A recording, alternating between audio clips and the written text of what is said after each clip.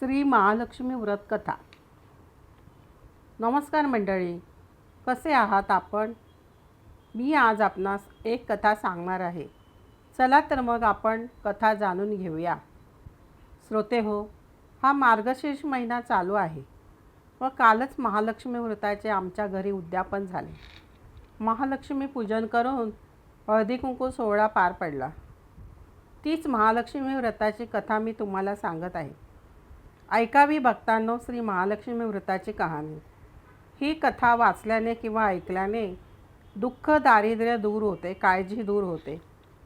श्री महालक्ष्मीच्या कृपेने समृद्धी, संपत्ती, ऐश्वर्य, वैभव प्राप्त होते.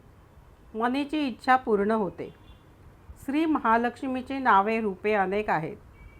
सर्व भूतांच्या ठिकाणी ती छाया, शक्ती, तृष्णा, शांती, जाती, लज्जा, शांती, श्रद्धा, कांती, वृत्ती, स्मृती, दया, तृष्टी, माता, अधिष्ठात्री व लक्ष्मी अशा रूपाने ती राहते. तिला नमस्कार असो. कैलासावर पार्वती, क्षीरसमुद्रात सिंधुकन्या, स्वर्गात महालक्ष्मी, भूलोकी महालक्ष्मी, ब्रह्मलोकी सावित्री व गोलोकी राधिका व वृंदावनी रासेश्वरी, चंदनवनी चंद्रा, चंपकवनी गिरिजा, पद्मवनी पद्मा, मालतीवनी मालती व कुंदवनी कुंददंती, केतकीवनी सुशीला, कदंबवनी कदंबमाला, राजप्रसादी राजलक्ष्मी व घरोघरी गृहलक्ष्मी अशा विविध नावांनी श्री महालक्ष्मी ओळखली जाते. अशा सर्वांच्या परिचयाची ही कथा आहे. द्वापार युगामध्ये भारतभूमीमध्ये सौराष्ट्र देशात भद्रसवा नावाचा राजा राज्य करीत असे. तो महापराक्रमी होता. 4 वेद 18 पुराणे व 6 शास्त्रे यांचे त्याला सम्यक ज्ञान होते. त्याला सुरतचंद्रिका नावाची राणी होती. ती राणी देखणी, सुलक्षणी व पतिव्रता होती. त्या दोघांना 7 पुत्र व 1 कन्या होती. कन्येचे नाव श्यामबाला होते. एकदा महालक्ष्मीच्या मनात आले, आपण त्या राज्याच्या राजप्रसादी राहावे. त्यामुळे राजा अधिक सुखी होईल व प्रजेला अधिक सुख देईल. गरिबाकडे राहिले तर तो सारी संपत्ती स्वतःच खर्च करेल. म्हणून महालक्ष्मीने वृद्ध ब्राह्मणीचे रूप घेऊन राणीच्या महालासमोर येऊन उभी राहिली. तिला पाहताच एक दासी पुढे आली व दासीने तिची विचारपूस केली. वृद्ध ब्राह्मण स्त्रीचे रूप घेतलेली महालक्ष्मी म्हणाली, बाळ, माझे नाव कमला, माझ्या पतीचे नाव भुवनेश. आम्ही द्वारकेला राहतो. तुमची राणी पूर्वजन्मी एका वैश्याची पत्नी होती. तो वैश्य फार दरिद्री होता. रोज त्या दोघांचे भांडण होत असे. नवरा तिला मारझोड करीत असे. ती त्रासाला कंटाळून वैश्यपत्नी घर सोडून राणीवनी भटकू लागली. तिची ती अवस्था पाहून मला तिची दया आली. सुख समृद्धी देणाऱ्या श्री महालक्ष्मी व्रताची मी तिला कथा सांगितली. माझ्या सांगण्याप्रमाणे तिने लक्ष्मी व्रत केले. तिला महालक्ष्मी प्रसन्न झाल्याने तिचे दारिद्र्य संपले. तिचे घर, संपत्ती, संतती समृद्धीने भरले. तिच्या जीवनामध्ये आनंद आला. पुढे पती-पत्नी निधन पावले. लक्ष्मी व्रत केल्याने ती दोघे लक्ष्मी लोकात वैभवात राहिली. त्यांनी जितकी वर्ष महालक्ष्मी व्रत केले तितकी 1000 वर्ष त्यांना सुखोपभोग मिळाले. या जन्मी त्यांचा राजकुळात जन्म झाला आहे.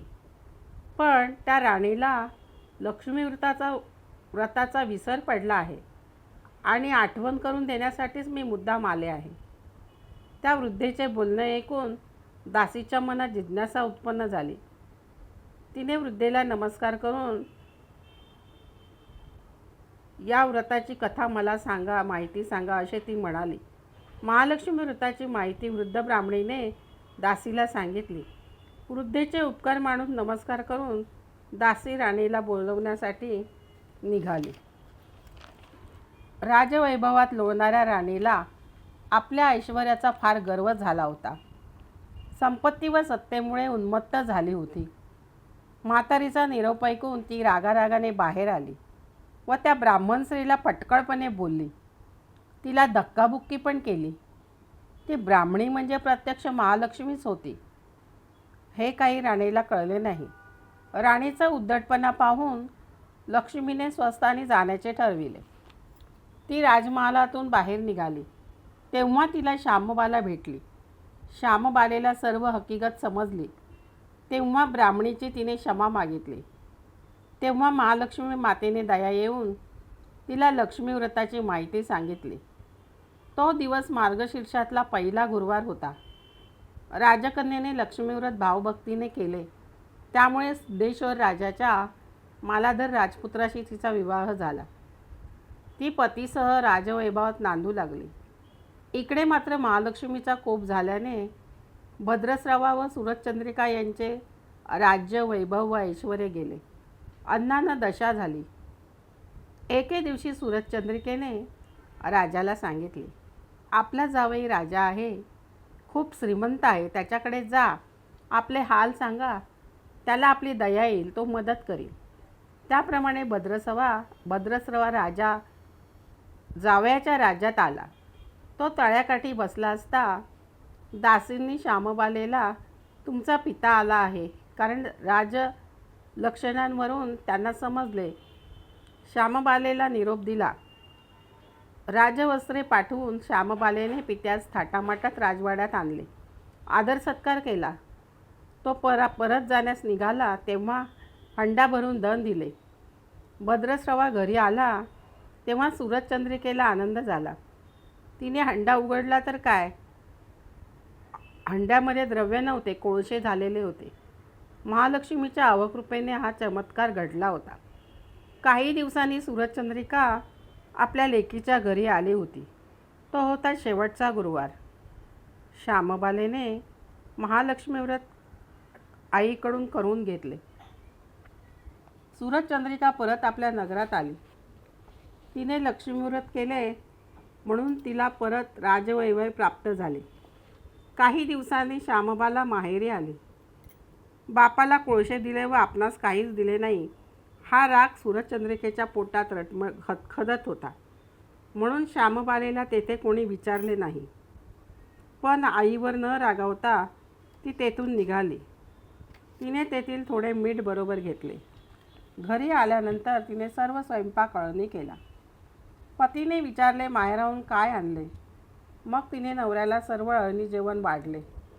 त्याला सर्व जेवण अळणी लागले. मग तिने त्याच्यात थोडे मीठ वाढले. पदार्थात मीठ घालताच ते रुचकर लागले.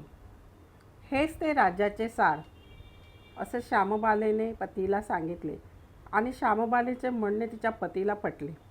हास्य विनोद करीत जेवण पूर्ण केले. अशा रीतीने ते जे महालक्ष्मी व्रत करतील त्या भक्तांवर महालक्ष्मीची कृपा होईल. सकळ मनोरथे पूर्ण होतील. मात्र श्रीमंती आल्यावर उतू नये. महालक्ष्मी व्रत चुकवू नये. श्रोते हो, तुम्हाला माझी कथा आवडलीच असेल. कथेला लाईक, सबस्क्राईब करा व कमेंटमध्ये जरूर सांगा. श्री महालक्ष्मी माता की जय.